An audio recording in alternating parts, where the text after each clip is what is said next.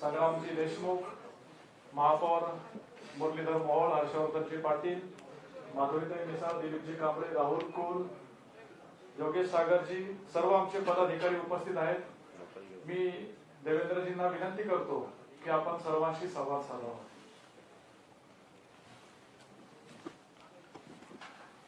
पुणे पदवीधर मतदारसंघ आणि पुणे शिक्षक मतदारसंघाच्या निवडणुका आहेत. पदवीधर मतदारसंघामध्ये संग्राम देशमुख यांना भारतीय जनता पक्षाने उमेदवारी दिली आहे. मी 3 जिल्ह्यांचा दौरा या 2 दिवसांमध्ये केला आणि इकडे पश्चिम महाराष्ट्रामध्ये प्रचंड प्रतिसाद संग्राम देशमुख यांना आणि भारतीय जनता पक्षाला मला पाहायला मिळाला. विशेषतः पुणे जिल्ह्यामध्ये भारतीय जनता पक्षाने अतिशय चांगली नोंदणी केली आहे. आज सकाळी मी पिंपरी चिंचवडला होतो, आता पुण्यामध्ये आहे आणि एकूणच सर्व आमचे कार्यकर्ते पदाधिकारी अत्यंत उत्साहाने कामाला लागले आहेत. सरकारच्या संदर्भात एक मोठा असंतोष हा आम्हाला बघायला मिळतोय आणि तो असंतोष संघटित होऊन पदवीधर हे भारतीय जनता पक्षाच्या उमेदवाराला मतदान करतील अशा प्रकारची खात्री आम्हाला दिसते आहे. त्यामुळे पहिल्या पसंतीच्या मतांमध्येच आमचे उमेदवार संग्राम देशमुख हे विजयी होतील असा विश्वास आम्हाला वाटतो. पुणे विभागीय शिक्षक मतदारसंघामध्ये जितेंद्र पवार सर हे शिक्षक परिषदेचे उमेदवार आहेत आणि भारतीय जनता पक्षाने त्यांना पूर्ण समर्थन दिलं आहे. यापूर्वी 2008 मध्ये भारतीय जनता पक्षाच्या समर्थनाने शिक्षक परिषदेने जागा जिंकली होती. 14ला ते जिंकू शकले नाहीत, पण आता जो काही प्रतिसाद शिक्षकांमध्येही या ठिकाणी पाहायला मिळतोय, ज्या प्रकारे टप्पा अनुदानामध्ये आमच्या सरकारने 2दा निर्णय घेऊन दुसरा निर्णय म्हणजे 40% हा लागू करायला या सरकारने जो काही वेळ काढूपणा केला आणि त्यातनं शिक्षकांच्या पगाराच्या संदर्भात इफेक्टिव्ह डेट बदलली, त्याचाही रोष शिक्षकांमध्ये मोठ्या प्रमाणात आम्हाला पाहायला मिळाला. एकूणच कोरोनाच्या काळामध्ये राज्य सरकारची निष्क्रियता, दिलेले आश्वासनं पूर्ण न करणं, मग ग्रामीण भागामध्ये मी गेलो असताना पश्चिम महाराष्ट्रामध्ये झालेल्या अतिवृष्टीनंतर झालेलं जे काही नुकसान आहे, 50,000 रुपये 25,000 रुपये सोडून द्या, पण घोषित केलेली नुकसान भरपाई ही देखील मिळालेली नाही. आणि अनेक ठिकाणी तर मला आश्चर्य वाटलं की ज्यावेळेस काही निवेदनं प्राप्त झाले की तिथे पंचनामे देखील झालेले नाहीत. त्यासोबत विजेच्या सवलतीच्या संदर्भात जे घुमजाव या सरकारने केलाय, सरकारमध्ये कुठलाही समन्वय नाही आणि त्यांच्या कुरघोडीच्या राजकारणात सामान्य जनता ही भरडली जाते. केवळ कामांना स्थगिती देणं, आता सरकारचं 1 वर्ष पूर्ण होईल, पण या सरकारची कुठली उपलब्धी आपल्याला या ठिकाणी पाहायला मिळत नाही. आणि कोरोनाच्या संदर्भात तर ज्या प्रकारे एकूणच सरकारचे एफर्ट्स राहिले आहेत, कोरोनाच्या विविध कामांमध्ये आणि खरेद्यांमध्ये झालेला भ्रष्टाचार असेल, या सगळ्या गोष्टी आता पुढे येत आहेत. आणि म्हणून मला विश्वास आहे की या सरकार संदर्भातला रोष या निवडणुकीच्या माध्यमातून मतदार निश्चितपणे दाखवतील आणि विधान परिषदेच्या या निवडणुकांमध्ये आम्हाला मोठं यश मिळेल असा विश्वास मी व्यक्त करतो. प्रताप सरनाईकांच्यावर ज्या पद्धतीनं कारवाई केली आहे, संजय राऊतांनी सांगितलं की आमच्याकडे पण काही यादी आहे भाजपमधल्या लोकांची. मी कालच संजय राऊतांना आव्हान दिलं होतं की तुमची यादी पाठवा. आज त्यांनी सांगितलं ही कारवाई पूर्ण झाल्यानंतर पाठवतो, आम्ही वाट पाहतोय. क्वारंटाईन झाले ही पळवट म्हणायची काय, कारण काल ते राऊतांना भेटले नाही, आज म्हणतात की मी दिल्लीवरून आल्यामुळे क्वारंटाईन झालो. असं आहे, आता हा मुद्दा ईडीचा आणि प्रताप सरनाईकांचा आहे. एजन्सी त्या ठिकाणी काम करते, त्यांच्याकडे जे काही पुरावे असतील त्याच्या आधारावर ते काम करतील. खरं तर योग्य हेच ठरलं असतं की त्यांनी एजन्सी समोर जाऊन जे काही त्यांची बाजू आहे ती मांडायला पाहिजे होती.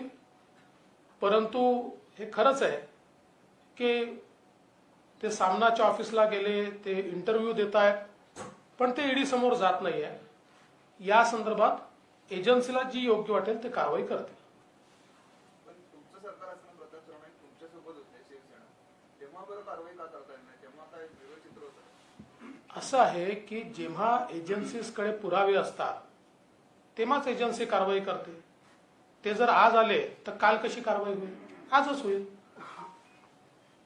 मुख्यमंत्र्यांनी पंतप्रधानांकडे तक्रार केली की भाजप करोना काळात राजकारण करते, याच्यावर तुमचं काय म्हणणं आहे?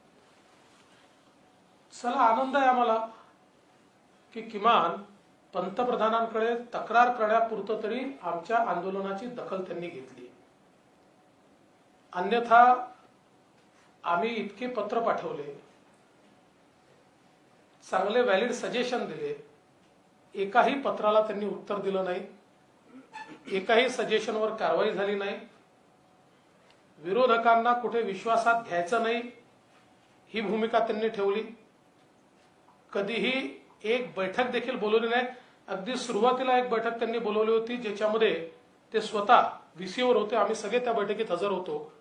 याच्या व्यतिरिक्त एका बैठकीलाही त्यांनी विरोधकांना बोलवलेलं नाही. अशा परिस्थितीमध्ये जर सरकार निर्णय घेणार नसेल, सरकार मनमानी कारभार करणार असेल, सरकार भ्रष्टाचार करणार असेल, कोरोनात भ्रष्टाचार होणार असेल, तर विरोधी पक्ष म्हणून आम्ही चूप बसू शकत नाही. जनतेची आमच्याकडनं अपेक्षा आहे की त्यांचे जे दुःख आहे ते मांडले गेले पाहिजेत. आम्ही आमच्या आंदोलनाच्या माध्यमातून तेच मांडतो आहोत. 11वीचे ऍडमिशन सुरू झाले पण त्यात मराठा आरक्षणात ईबीसीचं सरळ खुल्या वर्गातनं सांगितलं. मराठा समाज पुन्हा आक्रमक होताना दिसतो, कारण त्यांना काहीच मिळालेलं नाही. मी त्याची माहिती आता घेतोय, कारण 2 प्रकारचे वर्जन मला पाहायला मिळाले. एक ईडब्ल्यूएस लागू केलं असं मला काही लोकांनी सांगितलं आणि काहींनी सांगितलं की खुल्या प्रवर्गात जायला सांगितलं. त्यामुळे माझ्याकडे काही निवेदनही आत्ता प्राप्त झाले जस्ट तुमच्याकडे आत येताना की अधिसंख्य पद निर्माण करून आपल्याला हे करता येईल असं एक मराठा समाजाने आत्ताच मला बिलकुल या गेटवरच एक निवेदन दिलंय आणि त्यांनीच मला काही ब्रीफिंग देखील केलंय. मी आता त्याचा अभ्यास करून मग त्याच्यावर सविस्तर प्रतिक्रिया देईल. तर पण मराठा आरक्षणाचा निर्णय जोपर्यंत होत नाही तोपर्यंत प्रवेश प्रक्रिया करू नका अशी एका विशिष्ट वर्गाची भूमिका आहे. पण तुम्हाला ती भूमिका योग्य वाटते का? कारण एका विशिष्ट म्हणजे सुप्रीम कोर्टाने सांगितल्यानंतर सुद्धा एका विशिष्ट वर्गासाठी संपूर्ण इतरांची अडवणूक होतीये असं वाटत नाही का? नाही, असं आहे की ही प्रक्रिया काही नेहमी करता तर थांबवता येणार नाही. सरकारने वेळ काढू धोरण केलं. आपण बघा, एक तर जे काही कायदे आरक्षणाचे झाले त्यामध्ये उच्च न्यायालयामध्ये 2च कायदे टिकले, एक तमिळनाडूचा आणि दुसरा महाराष्ट्राचा. तमिळनाडूचा कायदा सर्वोच्च न्यायालयात गेला, त्यावेळी सर्वोच्च न्यायालयाने तो घटनापीठाकडे पाठवला पण स्थगिती दिली नाही. महाराष्ट्राचा कायदा मात्र घटनापीठाकडे जाताना त्याला स्थगिती मिळाली. ती स्थगिती उचलण्याकरता जी काही कारवाई करायला पाहिजे होती, आपण बघा कसा वेळ काढू धोरण या ठिकाणी सरकारने केलं. पहिल्यांदा सरकारला माहिती होतं की ज्या बेंचने स्थगिती दिली आहे तो बेंच कधी स्थगिती उचलू शकत नाही, कारण त्यांचा अंतिम निर्णय त्यांनी दिलेला आहे आणि त्यात त्यांनी सांगितलं आहे की आता हे संविधान पीठाकडे पाठवा, कॉन्स्टिट्यूशन बेंचकडे पाठवा. तरी देखील त्यांच्याच पुढे त्या ठिकाणी पुन्हा अर्ज केला आणि 1 महिना सरकारने काहीच केलं नाही. आणि मग अर्जाची जी तारीख होती त्या तारखेच्या 2 दिवस आधी सरकार पुन्हा अर्ज करतं की आम्हाला यांच्या पुढे करायचं नाही आणि आता संविधान पीठ गठीत करा. आणि आजही सरकारच्या वतीनं वेळ काढू धोरण चाललेलं आहे आणि या सरकारच्या वेळ काढू धोरणामुळे सगळेच विद्यार्थी, केवळ मराठा समाजाचे नाही, सगळेच विद्यार्थी भरडले गेले. कारण आतापर्यंत त्या ठिकाणी ऍडमिशन्स थांबवून ठेवल्या. आता या ऍडमिशन्स सदा सर्व काळ थांबवता येत नाही, त्यामुळे यात 100% सरकारचा दोष आहे. सरकारने जे काही वेळ काढू धोरण केलं त्या धोरणामुळे आज कुठलाही निर्णय त्या ठिकाणी येऊ शकला नाही. मराठा समाजावर अन्याय झाला, पण आता इतर समाजावरही अन्याय करता येत नाही, त्यामुळे प्रवेश प्रक्रिया सुरू करावी लागेल. ती झाली आहे, पण ती झालेली असताना मराठा समाजाला कुठे सामावून घेता येईल असा विचार देखील सरकारला करावा लागेल.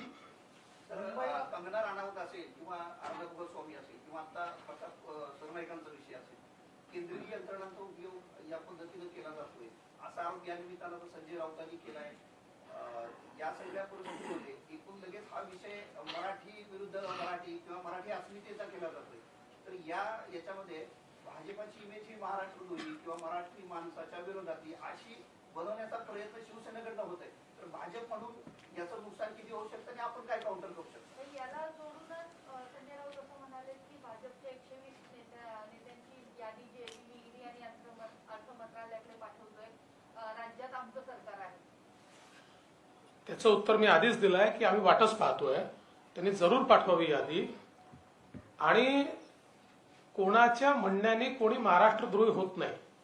यांच्यावर आरोप केले की महाराष्ट्रद्रोही, यांनी भ्रष्टाचार करायचा आणि यांच्यावर भ्रष्टाचार बाहेर काढला तर बाहेर काढणारे महाराष्ट्रद्रोही. यांच्या म्हणण्याने कोणी महाराष्ट्रद्रोही होत नाही. आम्ही सगळेच महाराष्ट्रातले आहोत. आम्ही सगळ्यांनी महाराष्ट्राच्या अस्मितेकरता काम केलेलं आहे. 5 वर्ष आमचं सरकार होतं. आमच्या सरकारने 5 वर्षात महाराष्ट्राला 1 क्रमांकाचं राज्य देशामध्ये आम्ही नेलं आणि मला अभिमान आहे की आम्ही मुख्यमंत्री असताना सर्व काउंटवर गुजरातपेक्षा महाराष्ट्र पुढे गेलं, याचा मला अभिमान आहे. मी मुख्यमंत्री असताना ते गेलाय. गुजरातपेक्षा जास्त इन्व्हेस्टमेंट महाराष्ट्रामध्ये आली, गुजरातपेक्षा जास्त इंडस्ट्री महाराष्ट्रामध्ये आल्या, सर्व प्रकारची गुंतवणूक महाराष्ट्रामध्ये आली. त्यामुळे मला असं वाटतं की या ठिकाणी आपल्या अंगावर आलं की दुसऱ्याला महाराष्ट्रद्रोही म्हणायचं. जनतेला सगळं समजतं आणि म्हणून जनता आमच्या पाठीशी आहे. आणि एक गोष्ट अजून मी सांगतो, हे शिवसेनेच्या नेत्यांनी समजून घेतलं पाहिजे, ते म्हणजे महाराष्ट्र नाही आहे. मुंबई बँकेची चौकशी संदर्भात प्रवीण दरेकरांना चौकशीचे पण आदेश दिले. ईडीच्या चौकशी संदर्भात हे सगळे प्रकार असं सुरू झालं असं वाटतं का तुम्हाला? नाही, एखाद्या एजन्सीने चौकशी केली तर कुठला तरी पूर्वग्रह दूषित, आणि मग ही चौकशी काय फार प्रेमाने केली आहे का? त्यांचं काय दरेकरांवर विशेष प्रेम आहे म्हणून केली आहे? काही फरक पडत नाही. 2दा चौकशी ते यापूर्वी करून चुकल्या, 3ऱ्यांदा चौकशी करतील, 4थ्यांदा करतील, अजून चुकीचा रिपोर्ट देतील तर आम्ही कोर्टात जाऊन लढू. काय त्याला अडचण आहे? रावसाहेबांच्या स्टेटमेंटवर 2दा उत्तर दिलं आहे.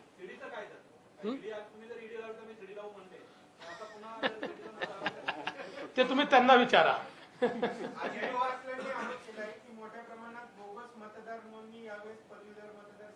असं कोणी केलंय? चला, म्हणजे जयंतरावनी पराभव मान्य केला. असं आहे की इथे ईव्हीएम नाही आहे. त्यांना हे माहिती आहे की इथे जर आपण पराभूत झालो तर ईव्हीएम वर दोष देता येत नाही. म्हणून याला म्हणतात कव्हर फायरिंग. म्हणजे आधीच कव्हर फायरिंग करून ठेवायचं. पराजय डोळ्यासमोर दिसतोय. या मतदारसंघात बोगस वोटिंग होईल, बोगस नोंदणी होईल कशी? कारण खरं म्हणजे इतकी कठीण नोंदणी आहे, इतक्या गोष्टी घेतात. आम्ही तर अनेकदा इलेक्शन कमिशनला सांगितलं तुम्ही करा बाबा, ही नोंदणी किती कठीण आहे. त्यामुळे मला असं वाटतं की पराभव समोर दिसला की एकतर ईव्हीएम दिसते, नाहीतर आता बोगस नोंदणी दिसायला लागली. अजित पवार सकाळी म्हणाले की 105 आमदार निवडून येऊनचा सत्ता नाही म्हणून हेच खरं दुखणं आहे भाजपचं. आणि त्यात बोलताना असं म्हणाले की ते म्हणून काही ना काही कांड्या पेटवतात. अजित पवारांचं नेमकं दुखणं काय आहे त्याची मला पूर्ण कल्पना आहे, पण मी त्याच्यावर बोलणार नाही. या निवडणुकीमध्ये तुमचे मित्र पक्ष तुमच्या बरोबर दिसत नाहीये, काय पोस्टरवरती नाहीयेत असं, आणि त्यांना आहेत काय काळजी नको करू. सगळे मित्र पक्ष आहेत. आमच्या सगळ्या सभांमध्ये आमचे मित्र पक्ष आहेत. मी मराठवाड्यात होतो, तिकडे आमचे मित्र पक्ष होते. मी इकडे आहे, तिकडेही मित्र पक्ष आहेत. सगळीकडे मित्र पक्ष आहेत. राज्यपालांकडे आमदारांचे नाव हे नेमकं काय? कोणी दिली मला माहित नाही, कल्पना नाही.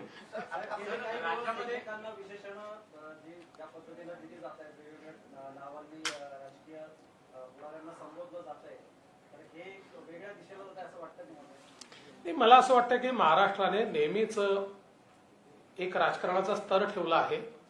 निवडणुकीच्या काळात ठीक आहे, या गोष्टी होत असतात. एकमेकाच्या विरुद्ध कधी कधी बोललं जातं, एखाद वेळेस टोकाचंही बोललं जातं, पण अन्यथा महाराष्ट्रामध्ये आपण एक नेहमी स्तर ठेवतो. आम्ही हाच प्रयत्न करू की आमच्याकडनं तो स्तर राहायला पाहिजे. आणि सगळ्यांकडनं अपेक्षा आमची हीच आहे की महाराष्ट्रामध्ये आपण जो काही एक राजकारणाचा वरचा स्तर अनेक वर्ष कायम ठेवलाय तसाच तो राहायला पाहिजे. शरद पवार हे छोटे नेते आहेत असं वक्तव्य केल्यानंतर हा स्तर राखला गेला असं मला वाटतं. त्याच्यावर पूर्ण क्लॅरिफिकेशन एक पत्रकार परिषद घेऊन चंद्रकांत दादांनी दिलाय. त्यामुळे आमच्याकरता आता तो विषय संपला आहे. सर, राज्यामध्ये पुन्हा कोरोना ग्रस्तांची संख्या वाढू लागलेली आहे. लॉकडाऊनच्या दिशेने जाईल ते काय अशी परिस्थिती निर्माण आहे. मात्र सामान्य नागरिक जे आहेत ते आता लॉकडाऊनला विरोध करतात, व्यापारी विरोध करतात. सरकारला तुम्ही एक विरोधी पक्ष म्हणून काय सुचवाल? लॉकडाऊन करणं हा पर्याय आहे का? नाही, मला असं वाटतं की आता तरी सरकारच्या समोर काही लॉकडाऊन करावं अशा प्रकारचा कुठला पर्याय नाहीये किंवा सरकारने तसं सुतवाचही केलं नाहीये. हे खरं आहे की काही भागांमध्ये आता रुग्ण वाढतायत, पण आपण जसं दिल्लीचं आपण बघितलं की दिल्लीमध्ये पोल्युशन आणि थंडी या दोन्हीचा इफेक्ट आहे असं त्या ठिकाणी बोललं जातं. आपल्या इकडे बराच भाग जो आहे तो थंड भाग आहे, त्यामुळे तिथे काय आता त्याचा नेमका इफेक्ट होतो हे आपल्याला बघावं लागेल. संख्या वाढते, ती स्टेडीली वाढते. म्हणजे मध्यंतरी जेव्हा पीक होता त्यावेळी जशी वाढली तशी काही आता ती वाढताना दिसत नाहीये. सुदैवाने मला असं वाटतं की भविष्यातही तशी वाढू नये असा प्रयत्न आपल्याला करावा लागेल. देवेंद्र फडणवीस केंद्रात जाणार किंवा त्यांना केंद्रात बोलवलं जाणार अशी चर्चा मधूनच येत असते. खरोखर फडणवीसांना या संदर्भात काय वाटतं? खरोखर इच्छुक आहेत की वरच्यांना? अशी चर्चा मी पण ऐकत असतो, माझंही मनोरंजन होतं. जयशंकरराव गायकवाड राष्ट्रवादीत गेलेत, पण जाताना ते टीका पण करून गेलेत. त्यांच्या आरोपांवर नाही, आता जाताना आमची तारीफ करून तर ते जाणारच नाही की नाही, टीका करूनच जातील. आता जयसिंगराव ठीक आहे, एका काळी फार मोठे नेते होते, चांगले होते, आमच्यासोबत होते. ते अनेक पदांवर त्या काळामध्ये गेले. मुंडे साहेबांनी, महाजन साहेबांनी त्यांना केंद्रीय मंत्रिपदापर्यंत नेलं. त्यानंतर ते राष्ट्रवादीत गेले. राष्ट्रवादीनंतर पुन्हा आमच्याकडे आले, आमच्याकडनं पुन्हा राष्ट्रवादीत गेले. काही लोक असं असतं की त्यांना समाधान नसतं, त्यामुळे ते इकडे तिकडे जात असतात. ठीक आहे, असमाधानी किती आहेत आपल्याकडे? आता तरी आमच्याकडे कोणी दिसत नाही, तिकडे आहेत काही. यापुरता शपथविधी योग्य वेळी होईल असं तर तो कशी, म्हणजे तो दृष्टीपथात काय आहे साधारणपणे? अशा गोष्टी सांगायच्या असतात का मला सांगा? सांगत ना दानवे साहेब मतदारांना सांगत असतात. नाही, तुम्हाला जर त्याचे मुहूर्त पाहिजे असतील तर तुम्ही त्यांनाच विचारा. मी एवढंच सांगतो, पुन्हा एकदा आपल्याला सांगतो की आम्ही विरोधी पक्षाच्या भूमिकेत आहोत. सरकार पडेल पडेल पडेल असा कुठलाही डोळा लावून बसलेलो नाही. एक सक्षम विरोधी पक्ष म्हणून काम करण्याची आमची भूमिका आहे. मात्र पुन्हा एकदा सांगतो, हे जे काही अनैसर्गिक सरकार आहे हे फार काळ चालू शकत नाही. असं देशाच्या राजकीय इतिहासामध्ये आणि महाराष्ट्राचे अशा प्रकारचं अनैसर्गिक सरकार 5 वर्ष 4 वर्ष चाललेलं कधी आपण बघितलेलं नाही. त्यामुळे त्यांना जेवढे दिवस चालवायचं आहे त्यांनी चालवावं. ज्या दिवशी हे सरकार पडेल त्या दिवशी मात्र पर्यायी सरकार आम्ही देऊ. मुलाखत घेणार आहेत त्याची दुसरी भेट आता काय पुढे कधी घ्यायची वगैरे असं काय आहे? नाही, ठरवू ना आम्ही. लाईट बिलाच्या संदर्भात मनसे पण उद्या आंदोलन करते, भाजपचा पण सुरू आहे, तर मनसेची युती आणि भाजपची काय या संदर्भात चंद्रकांत दादा परवाच बोलून गेले. असं काय ठरलंय का? असं आहे की शेवटी राज्यातले मुद्दे सारखे आहेत आणि जनतेला ज्या मुद्द्यांनी त्रास होतोय, जे मुद्दे जनतेला प्रताडित करतायत ते मुद्दे देखील सारखे आहेत. त्यामुळे जे विरोधी पक्षात आहेत त्यांना तर जनतेचा आवाज तिथपर्यंत पोहोचवावा लागेल. आम्ही पोहोचवतोय, मनसे पोहोचवतोय, अजून एखादा पक्ष त्या ठिकाणी पोहोचवेल. याचा अर्थ आता आम्ही विजेवर आंदोलन करतोय म्हणजे आता युती करायचं ठरलंय वगैरे. मी यापूर्वी देखील सांगितलेलं आहे की आम्ही आमच्या भरोश्यावर निवडणुका लढू आणि जिंकू. तर युपीतल्या जिहाद कायद्याचं तुम्ही समर्थन केलं का? पण महाराष्ट्रातलं एकूण पुरोगामीचं चळवळ आणि सगळ्या गोष्टी बघता तुम्हाला वाटतं गरज महाराष्ट्रात अशा असं आहे की जिहादचा कायदा प्रतिगामी कसा आहे? म्हणजे आपण म्हणून ते पुरोगामी, महाराष्ट्रात झालं तर पुरोगामी, बाकी गोष्टी. हे पुरोगामी आणि प्रतिगामी हे आपापल्या डेफिनेशन आहे. आणि जिहादच्या संदर्भात, लव जिहादच्या संदर्भात मी काल देखील बोललो की मला आश्चर्य वाटतं ते शिवसेनेचं काय स्ट्रॉंग भूमिका घेतली होती हो शिवसेनेने लव जिहादच्या विरोधात. आणि इतक्या मोठ्या प्रमाणात अग्रलेख लिहिले, त्याच्या संदर्भात कायदा करा अशी मागणी त्या काळामध्ये केली. हा लव जिहादचा प्रकरण चिरडून टाकलं पाहिजे असं सांगितलं. आता मात्र त्याच्यावर घुम जाव. आता त्यांना ते दिसत नाहीये. त्यामुळे याची उत्तरं आम्हाला विचारण्यापेक्षा कधीतरी त्यांना विचारा. तुम्ही महाराष्ट्राचे मुख्यमंत्री राहिलेत 5 वर्ष, तुम्ही स्वतः मानता की हा महाराष्ट्र पुरोगामी आहे, मग या कायद्याचा आग्रह का? शिवसेना लवजिहादची व्हिक्टीम आहे का आता? नाही, ते कुठलं लव आहे ते नंतर सांगतो. चल. अजित पवारांनी परवा एक आरोप केला की भारतीय जनता पक्षाचं राज्यामध्ये सरकार असताना प्रभाग रचना बदलली महापालिकांच्या निवडणुकीत आणि आता पुन्हा आम्ही ती बदलू आणि सत्ता बदल घडू. तर याबाबत तुम्हाला काय म्हणायचं? असं प्रभाग रचना तुम्ही बघा, त्यांचं सरकार असताना त्यांनी 3दा बदलली. त्यांनी त्यांचं 15 वर्षाचं सरकार असताना एकदा 3चा प्रभाग केला, एकदा 2चा प्रभाग केला, एकदा 1चा प्रभाग केला. आम्ही 4चा केला आणि आम्ही लॉजिकली केला. 4चा प्रभाग जर केला तर जे नगरसेवक आरक्षणामुळे अडचणीत येतात, अनेक वर्ष चांगलं काम करून एखादा नगरसेवक त्याचा प्रभाग जर आरक्षणात गेला तर त्याला पुन्हा लढायला त्या ठिकाणी काही मिळत नाही. 4च्या प्रभागामुळे कुठल्याही नगरसेवकावर अन्याय होत नाही, महिलांवरही होत नाही, पुरुषांवरही होत नाही, कारण सर्व प्रकारचं आरक्षण या 4 मध्ये ऍडजस्ट होतं. त्यामुळे ऍटलिस्ट त्याचा जो जुना भाग आहे त्यातला काही ना काही भाग आल्यामुळे त्याला त्या ठिकाणी लढता येतं. आणि म्हणून जे चांगलं काम करणारे आहेत त्या लोकांना लढता यावं असं लॉजिक लावून आम्ही त्या ठिकाणी 4चा केला होता. या सरकारला जे करायचं आहे करा. काय प्रभाग रचना बदलल्याने निवडणुका जिंकता येतात आणि हारतात असं नाहीये. बदलल्या तरी आम्ही जिंकू. चला, धन्यवाद.